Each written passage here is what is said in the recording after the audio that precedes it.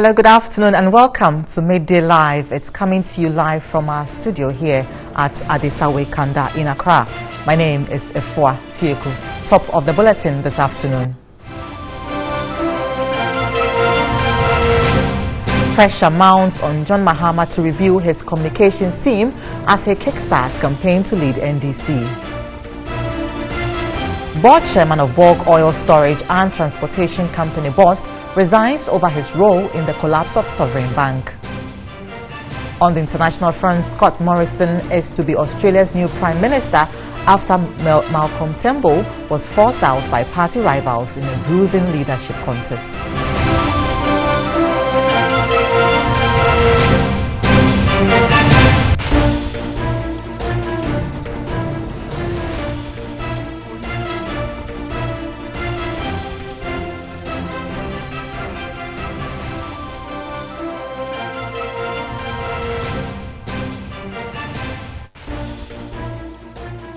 Thank you for staying with us, and remember we are live on DSTV channel 279 now to our very first story. And President Akufo-Addo is currently hosting the Asantehene Otumfuo at the Flagstaff House, the Jubilee House. Now the visit by the Asantehene is the first since the president assumed office. Let's now go onto the phone lines and speak with Nana Kwekwe-Dua, who is our presidential correspondent. Good afternoon to you, Nana.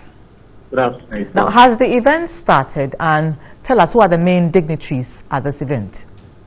Yeah, the event started a while ago, and the Asantehene is here with the entire countries and from the Ashanti region. They're here to visit the president. This is the first time since he assumed office, and according to them, they are here to officially thank him or officially congratulate him for the 2016 elections, winning the elections, and also to encourage him on his agenda to provide, to improve the economy of the country, and also especially to provide job opportunities for the country, his agenda for job creation. And they are here to discuss these things, to talk to him about it, to see what the assistance institutions can help to help the president mission. So that's why they are here. Right now, talking about the chieftaincy institution, and there's currently this ongoing debate, or not even debate, but this comments by the second deputy speaker of Parliament, Alban Bagbin, about some persons of disability. Has that issue come up? Well, that issue hasn't come up yet. What they are doing currently is introducing the chiefs. The president came in and officially welcomed Asantehene for this meeting. And then what is being done traditionally, what is going on is that the chiefs are also, going to also shake hands with the president, to also pay their respect to the president. So all of them are here to do that before the discussion really starts. So I'm hopeful probably we might hear one or two things about that. If it happens to come up, fine, then we might hear. But for now, what they are doing is the normal pleasantry of greetings, and then following protocol, both in the chieftaincy institution and the president. So that's what is ongoing now currently. The main discussions have not started yet, so we are hoping that probably some of these issues may come up. So that's what is happening now. Thank you very much. Nana Kwekwe-Dua is our presidential correspondent. Now, a former High Commissioner to UK and Ireland, Victor Smith, has apologized for the way former presidential staffer Stan Dobe handled the media. Stan Dobe, who worked in the administration of former President John Mahama, was heavily criticized for his distasteful comments. Victor Smith, who spoke to 3FM's Winston Amwa on Sunrise, said the campaign team of former President Mahama could have done a good job. Certain things may have gone wrong, but John Mahama, we all know, is more of a media-friendly person. I mean, you and I know before he became president. Yes. Yeah, he was the media person, but may have assigned people responsibilities to be the coordinator, and maybe that is where we may have had an issue. Stan Dobe was his media advisor, more or less. Does it then mean that he did a bad job? Maybe he could have done things better. So he didn't do a good job? Maybe he could have done things better. That means he didn't do a good job. I don't say, you can do things better than you did. It doesn't mean you did bad things. better. Better. Yeah. Did he do a good job? He did a good job to some extent, but he could have been better. That's the point I'm trying to make. You know, he was doing what he was capable of doing at the time. If that created a wedge between the president and the media people, it's unfortunate, and I'm sorry that it became so. Is it a case that we did not market this thing properly? Is it a case that the people did not understand what we had done? Is it a case that those who were charged with that responsibility of making the people appreciate the achievement, the great achievements under the John Mahama administration, were not up to the task or did not do a good job? And that's how come the people probably did not appreciate. Did they do a good job? We did a good job. I don't know. We did a good job talking about the administration. You know, we did a good job. But those who were taxed to market the administration, did they do a good job? Yeah, well, that's my concern now. That is it a case that they thought they were doing a good job, but then the people could not understand or did not appreciate. If somebody doesn't appreciate what you are doing, it's either you haven't been successful in convincing the people about the positive, the benefits, the advantage of what had been done to the progress of our country. So in effect, you're telling us that the campaign team failed? I think they could have done better. So they failed? I think they could have done better. Yeah, but if you're taxed to win elections, think they could have done better. Bottom line, I mean, this failed. Time around, well, so the positive achievements were there. The electorate do not vote for people just because, you have a good campaign team. They vote because they understand what you have been telling them. Yes. They appreciate it, they believe it, and then they want to go with you. Also, still on politics, Member of Parliament for Tamales North, Hassan Suhene, says former President John Mahama is the best candidate to bring the NDC back to power and save Ghanaians from the abysmal performance of the Akufo-Addo-led administration. However, in a sharp rebuttal, CEO of National Entrepreneur and Innovative Plan, John Kuma, has challenged the former president to rather point out the ills in the NDC government. They spoke on New Day. The former president and inshallah the next president of the Republic of Ghana couldn't have put it any better when he says that he owes it a duty to his creator, that is God, and also the people of Ghana to bring back the NDC, to save the people of Ghana from this shambolic governance, this abysmal governance that we seem to be enduring as a result of great deception that I refer to as total cheat in the last campaign. And it is exactly what the NDC, the rank and file of the NDC, will be supporting former President Mahama to do, especially when we come back to power, continue with the unmatched, development in almost every sector of our economy. Let me take this opportunity to commend him for offering himself once again to serve Ghana and also to serve his party. Once again to serve Ghana and also to serve his party in the highest position possible. But he has a competition to beat. In his message to Ghana, His Excellency, the former president, said that he is hoping to come to correct the wrongs. And I thought he was going further to tell us as people what those wrongs were.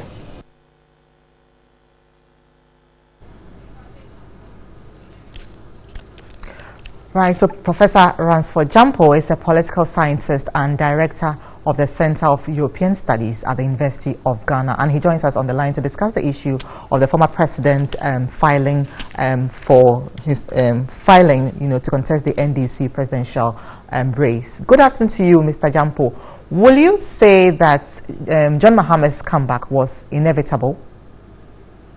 Well, politics, so many things go on explain why people behave the way they do. And so yesterday I watched his video, and he said he's done a lot of consultations. And following the consultations, I think he is convinced that he can be able to lead the party as a flag bearer. And so I think if the people who support him believe he can do it, and then so they are urging him on. I mean, we have to respect it. Well, some would say that considering his performance in the last election, really, he really shouldn't be contesting this position at all. Well, I don't know about that, but politics, so many things happen, and so many things are also said about why people should behave in a particular way and people shouldn't behave in a particular way. Generally, I think that the man John Mahama is a very affable person, very humble, and then also very popular within his own party. Again, he has the resources to prosecute a successful campaign that will help him in whatever he's seeking to do. And I believe these things have shaped the decision that he's taken to seek to contest on the party's ticket. But there are other issues that, in my view, he must quickly consider. First of all, is the constitutional and other imponderable hurdles that he would have to scale and jump over to be able to ensure that his ambition is not hit. I'm just thinking about this, that a former president who has benefited from ex gratia, and then a former president who has been seen off by the state, will he be eligible to come back again to contest somebody who has been settled or seen off by the state? It's a constitutional issue, and it's gray that one must go to court to be able to clear it. Otherwise, if it comes up, it will come back to destroy or hurt one's, the political fortunes or what he's seeking to do. So I am urging that as quickly as possible, he goes to court. But I'm also aware. Well, Mr. Gampo, so also internally in the NDC, Professor Kwesi Boche's report also came up with some recommendations. Now, do you believe that NDC as a party and also John Mahama as a person have really tried to correct these wrongs? Well, he did a lot of consultations, and he's saying people are supporting elders, and maybe the grassroots are also in support of what he's seeking to do. I'm sure if there are reports of things that went wrong in his bid to rule the people to his side, he will be able to try to correct some of the things that work against him. But I was trying to make another point, and you unfortunately cut me in. What I was trying to say is that asking him to go to court now, I'm doing so because I want to be pragmatic. The Constitution itself does not allow him to go to court immediately. He can only go to court in the third year after his exit of office. And the fear is that if you go to to court in the third year after the exit of your office, and then interpretation of the Constitution delays, then around that same time you may be having your name, on the party's, ticket on the party's ballot box or something. And so if the interpretation go negative, then it may hurt him. So I'm saying that there is always the case for judicial review. He can go to court now and say that I cannot wait for 3 years, because if you wait for 3 years, it may be too late. The other bit is that I made the point that he's a very popular person within his own party. And I'll tell you, to some extent, some Ghanaians, also hold him as a popular person. But there's always a difference between popularity and acceptance. If you look at the 2016 elections, it tells you before any election, NDC would always have 45%, MPP would have 45%. What would always remain is a 5% plus 1.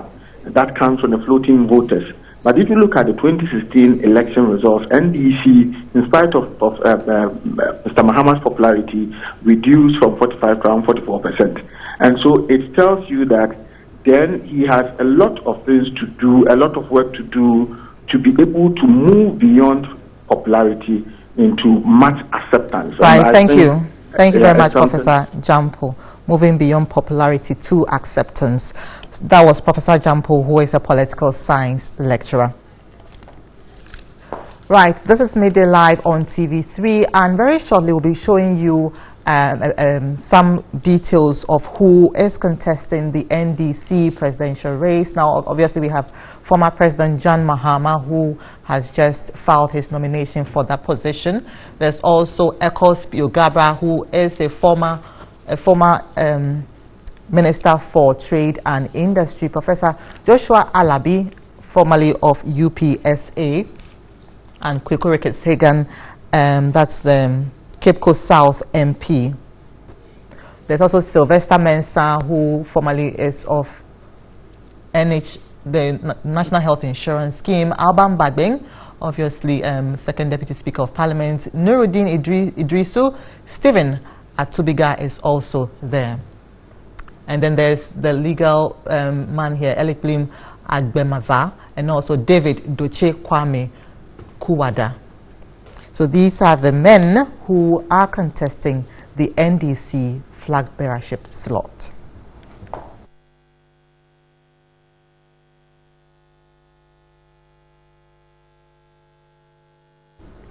Now, the Director of Communications at the National Disaster Management Authority, NADMO, George Kwejo Eisi, says the authority has the capacity to only manage the effect of the spillage from the Bagri Dam on the people who farm along the banks of the Volta River. According to him, NADMO cannot go beyond its mandate to provide long-lasting solutions to the problems caused by the floods from the Bagri Dam spillage. A report by Godfrey Tanam. Thousands of people living along the banks of the Black and White Volta will be affected when the Bagri Dam, currently nearing its maximum level of 235 meters, is spilled. The dam was initially built to be spilled in the first week of September, but this is yet to take effect. The water level in the dam had risen to 233.76 meters, representing about 80% of its watermark, and thus making it necessary for action to be taken before any unfortunate eventuality.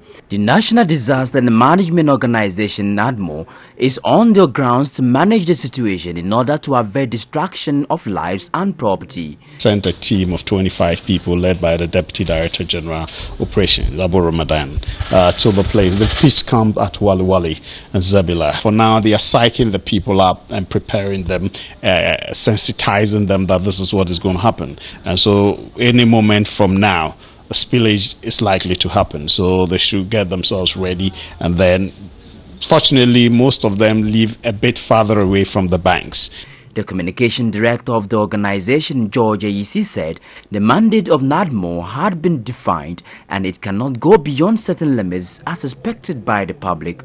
We can, bring this to an end. Is a matter of the national government taking a decision in collaboration with the Ministry of Works and Housing, because it falls within their remit. And then we throw a challenge to the engineers in this country, so that if we can find a way of trapping the water, and then spilling it or having a dam somewhere, especially on the hills of one village, one dam issues, maybe government can look at that. He said irrespective of the limits, the organization is taking up the necessary steps to work towards the disaster-free spillage. The board chairman of the Bulk Oil Storage and Transportation Company, BOST, has resigned from office over the collapse of Sovereign Bank, which was shut down recently over breach of banking regulations. Now, Kwame Echamponche resigned as the board chairman of the now defunct Sovereign Bank shortly before the revocation of operating license by the central bank. In a letter addressed to President Akufo-Addo, he noted, in view of the recent developments relating to my association with the purchase and assumption of Sovereign Bank and the resulting unfortunate furore in the media, I have decided to step down as chairman and member of the board of BOST for the time being. In his letter of resignation, he explained that he was leaving his post at BOST in order to save government and BOST what is unfortunately destructive adverse commentary and propaganda in sections of the media.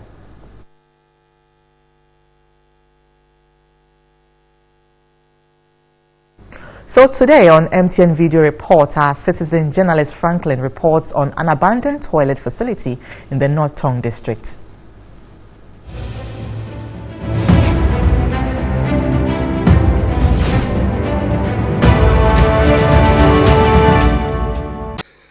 This is a public toilet facility which has been built by VRE, and this facility has been abandoned for so many years. Clerks has taken all over the part of the building, and it even set as a death trap. Any moment from now, this building can easily collapse, and therefore people has been abandoned the place. They used to go to Bushi, which is an eyesore to the community. Your citizen journalist, Franklin Apelete, MTN Video reporting.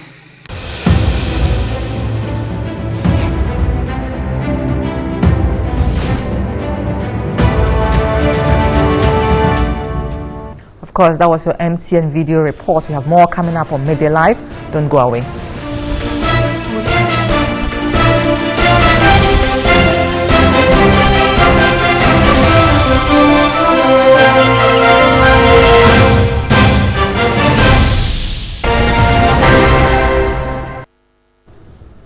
You're welcome back. Now, Uber drivers are threatening to strike again as they claim their management is not treating them fairly.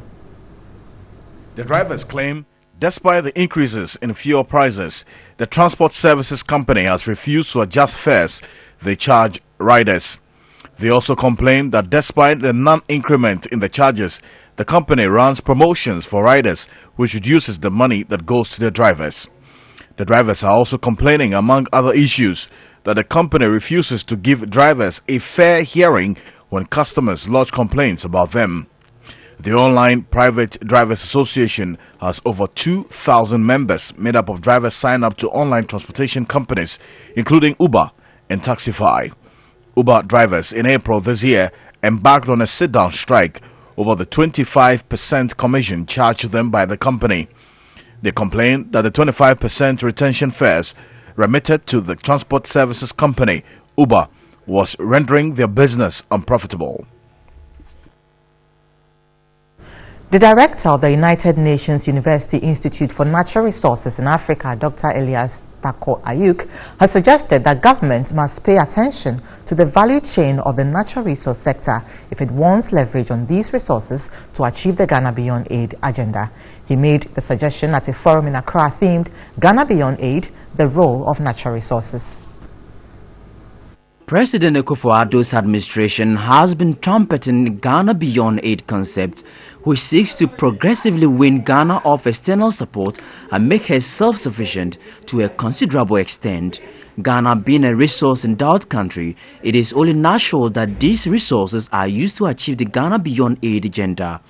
At a forum in Accra on the role of natural resources in the Ghana Beyond Aid concept, which was organized by the Institute of Green Growth Solutions and the Konrad Adenauer Foundation, the director of the United Nations University Institute of Natural Resources in Africa, Dr. Elias Tako Ayuk, noted that the key in optimal use of natural resources is in its value chain. Starting from the discovery to exploitation to taxation to investing in investment and investing using those resources to build infrastructure, to build more schools, to train more people, and so on and so forth. It's in that way that we can, mining can become sustainable. He indicated the need for more improved human resource to be used in the advantage of the other resources for development. The human resource capacity is a problem for most African countries. So Ghana is not an exception. And I think any effort to harness the human capacity, to build this human capacity, is very critical and important. And I think Ghana, if you look at in terms of the available human capacity, is not way behind, but we'll need to do more. African Parliamentary Capacity Development Officer at Natural Resources Government Institute, Adams Husseini, called for effective implementation of existing laws to accelerate the country's development. He noted that politicians and other policymakers critically analyze the benefits and costs associated with the use of natural resources for development. If you look at the mining sector, it's not a question that Ghana has not gotten so much from the sector. It has to do with how much we have used the resources we get from the sector. Again, it has to do with, for example, whether we consider the social and environmental consequences and how to mitigate those in the course of extracting the resources. The natural resources, if prudently exploited and managed, will lift Ghana beyond foreign aid. Since the 1960s, the country has depended on aid from developing partners for her development. Well, from natural resources, a human resource expert has cautioned players in the banking sector not to contradict the labor laws in recent incidences of job cuts in the banking sector. Group Head of Human Resource at Data Bank, Yvonne Redu Akpagli, says the labor law is clear on modalities for job cuts. The Bank of Ghana, as part of measures to sanitize the banking space, has collapsed 7 banks due to liquidity challenges. This move also came with some job losses, as most of the employees of these collapsed banks have been asked to go home, while others from the consolidated bank are to follow soon after a 3-month probation period. In an exclusive interview with TV3 Business on the sidelines of the HR in Ghana breakfast session, the Group Head of Human Resource at Data Bank, Yvonne Redu Akpagli, said though these job cuts are synonymous with the latest rationing in the banking sector, the various players should not contradict the provisions of the law. For best practice, most of these decisions, the conversations always start with HR. And then it also depends on the company's policy as well as our labor law. The issue is that terminations or cutting down shouldn't have legal implications for the company. It shouldn't send the company to court. It shouldn't also bring a stalemate between the exiting employee and the company. She believes HR practice in Ghana has more potential that can contribute to job security in the country. This is a good time for us as practitioners to also show and demonstrate our knowledge of our businesses, contribute to the bottom line, not just talk about people and empathize, because sometimes HR calls for tough decisions, telling somebody it is time to go after you've done all that it is required by best practice. That has to do with timing. One of the president's nominees to the Supreme Court, Professor Nia Shikote, is advocating for the reduction of jurisdictions of the Supreme Court in order to make it function more effectively and efficiently. He believes most cases are delayed owing to the extensive jurisdiction of the Apex Court. Professor Kote was speaking during his vetting by the Appointments Committee of Parliament in Accra.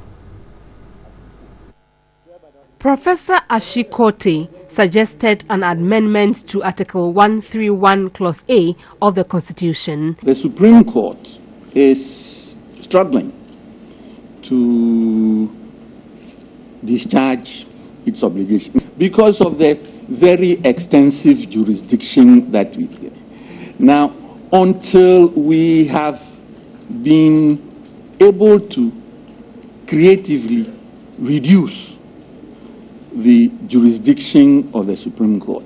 MP for Hohoi, Bernice Helu, expressed concern that Ghana currently has 14 Supreme Court judges compared to some advanced democracies such as the US, which has only 9, and sought the nominees' views if the number of judges to the Supreme Court should be capped. The problem is not just what is happening after LLB and intake into. It's a very serious matter, and we should confront it properly. And solution, if it means going back, all of us, including Legon, disaccredit all of us, let's apply again, let's go through the thing properly and see. If we don't take care, we would unleash on the people of Ghana lawyers who don't know any law. Asked what he thinks of legal education in the country, Professor Kote could not hide his worry. He said if care is not taken, Ghana would have a bunch of lawyers who would not know anything. The other nominee, Justice Samuel Kofi Malfo Sound, has called for adequate resourcing of the alternative dispute resolution system in order to lessen cases at the commercial courts.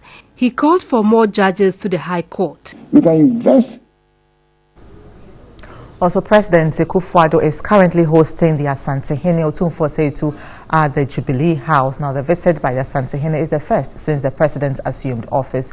The president is about to deliver his speech. Let's now go over and listen. Asante Manwura, and occupant of the Golden Stool, the 16th, and Oyoku PSA, to come to Jubilee House for the first time since I took up residence here, by the grace of God and the confidence of the Ghanaian people. I'm aware that Otumfuo, you have visited each of my predecessors of the Fourth Republic since you ascended the great stool of Asante. Came here in 1999 to visit President Rawlins.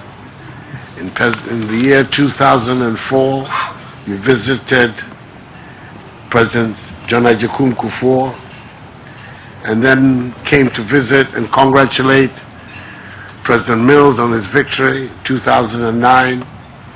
And I believe that before you gave the famous lecture to the National Commission for Civic Education on Democracy, you also came here to pay your respects to President Mahama. So me being the fifth, this is your fifth time that you have graced the presidency of our country. But I am prepared to make a statement that will end up as controversy, but it is true. I don't believe you came with such a delegation ever here before. This is the first time. This is the first time that we've seen such a powerful delegation of Asante here at Jubilee House. And I have to thank you very, very warmly from the very bottom of my heart for this exceptional show of respect and affection that you have given to me this morning by this delegation. It's the same reason why I thought it was important that I should assemble as many of my ministers and officials who are working with me in government to come and be on standby. Several of them you know, including your own grandson. Today, he's clearly on my side. He's even worn a suit to come and indicate. But so many of your own children and grandchildren, Alancha Mateng, Kandapa, and the women of women, Akusia, Frema, Oseo Pare, are all here to come and support me in welcoming you to Jubilee House. I want to use this occasion to thank you also very much for the role that you played in making sure that the events of 7 December 2016 were given a peaceful outcome. I know all that took place behind the scenes, the role that you played in making sure that everything went very smoothly in our country and that the stability and peace which has become associated with our nation was maintained. The Ghanaian people will continue to be grateful to you for your intervention. And this capacity to reduce tension and smooth things over. I think that yesterday at Chebi, we saw yet another incident of that. What you did in Chebi yesterday, came to visit your younger brother, Sajafo Amwetio Foripenyi, on the 75th anniversary of our mutual grandfather, and the signal that you gave, that the attempt on some people's part to put problems between the two traditional states did not exist, that on the contrary, unity and solidarity were the watchwords in the relationship between the two states, is something also that I am particularly grateful and appreciative of. I believe that the lesson that was given in Chibi is a lesson that should be taken across Ghana about the need for unity amongst our people, and for us to understand that yes, we may be of diverse origins and histories and customs, but essentially we are all part and parcel of the Ghanaian fabric. And that is what we need to hold on to maintain the unity, the coherence, and the stability of our nation. The events at Chebi should be a signal about your commitment to this One Ghana project, and it is one for which the Ghanaian people will continue to appreciate and thank you for. It is a signal of my determination also to make sure that all parts of our nation are touched by the program of transformation and development that my government is committed to. That every part of Ghana will benefit from my mandate. I don't want to be a mandate that is exclusive to one side or the other. So where things need to be done, they will be done on their merits, not as a result of any particular inclination for one set of Ghanaians or the other. That's why I was particularly happy that on my recent tour in Ashanti, I was able to unveil the program for repairing the parlous state, the very tragic state of the road infrastructure in Asante, which has been allowed to degenerate for so long. That is going to be a thing of the past when Akufo-Addo's presidency is over. Asante's commitment is there. Tufo, I want to also thank you for the steadfast support you have given the government over the implementation of the free SHS policy.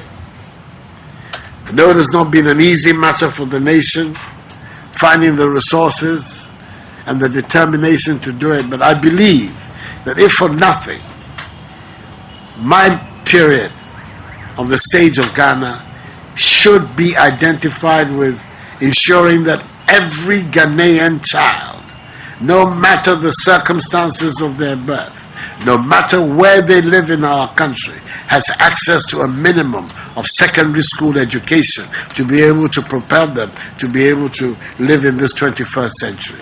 It is a commitment that I made, and I'm not turning back on it. And I believe it is a commitment now the Ghanaian people have accepted as part of the educational architecture of our nation. The new program of the double track system is all in furtherance of ensuring that every child in Ghana has access to a minimum quality education. The first year, 90,000 more students came into the stream. This year, 180,000 more, an increase of 31%. It's unprecedented across the African continent, such statistics. And that we have devised this method of being able to ensure that every one of them has access to good education.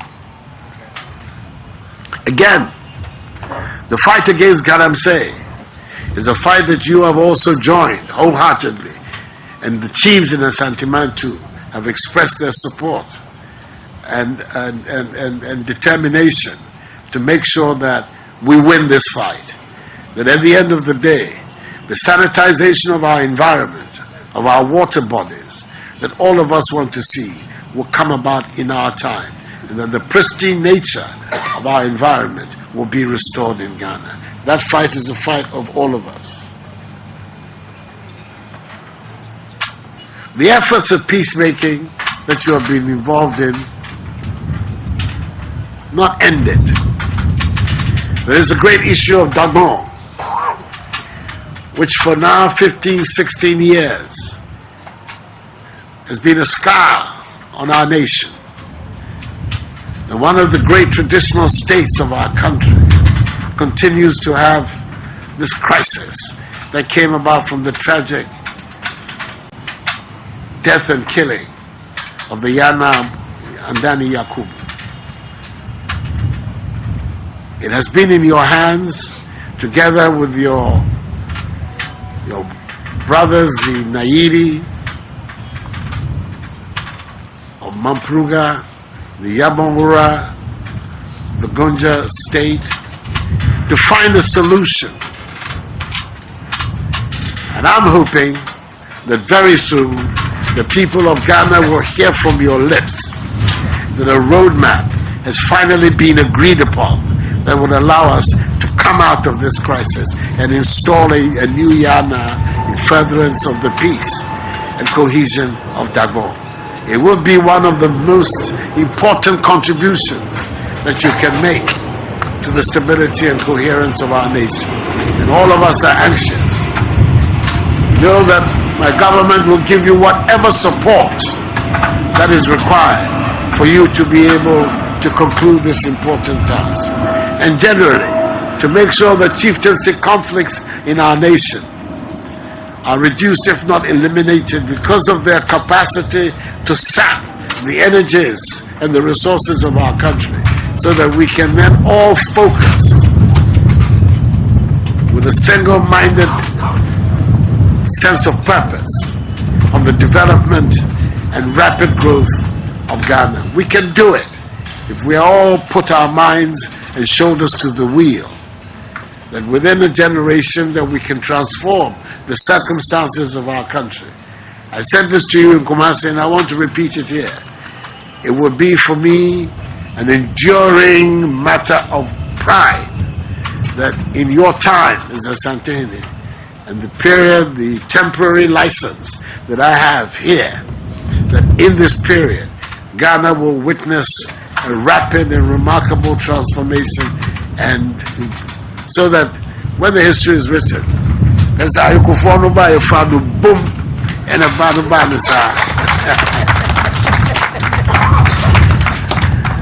So I want you once again to welcome you very warmly to the seat of the presidency, to thank you for this visit, and to let you know that I stand ready always to be of assistance and of help for any problems, issues that might develop in our great kingdom of Ashanti, to make sure that the development of Ashanti as well as of Ghana continues on an even scale. We're very, very happy to have you here, especially after what happened yesterday in Chebi, and we wish you a very pleasant, brief stay in Accra before you go back to Kumasi to continue your important duties.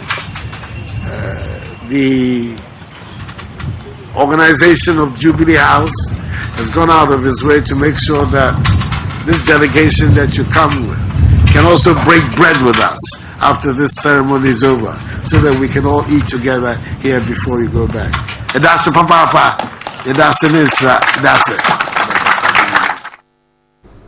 So that was a live feed from the Jubilee House, the President Akufo-Addo there, addressing the Asante-Hene, some of his chiefs and state officials, and on the Asante-Hene is on a visit to the Jubilee House. He spoke on a number of issues. He spoke on free SHS, he spoke on the unity between the Ashantis and the Achims, and also of developing the roads or repairing the roads in the Ashanti region. You're watching Midday Live on TV3. Do stay tuned. We'll be right back.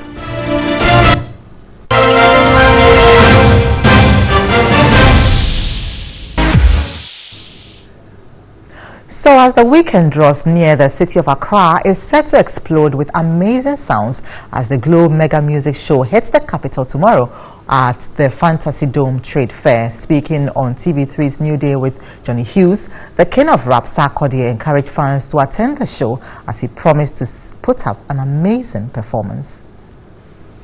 And this is a platform where it's quite difficult to find all these artists on one platform, but they made this possible. So I'm wait to see the Sark Nation, anybody who loves Sarkodie, the names he mentioned, you know, Patapa is going to be there, Patapizi, and Kwame Eugene, and all the superstars in Ghana. Yeah. The biggest street arts festival in Ghana, Chalewote, has kicked off at Jamestown in Accra. The week-long event will end on Sunday, August 26. Activities include street painting, photo exhibitions, live street performances, African film shows, street boxing, and fashion parade. The event, which will be climaxed on Saturday, has been catalyzed for the growth of the creative and arts industry. The festival has inspired possibilities in public space designed through community-supported cultural production.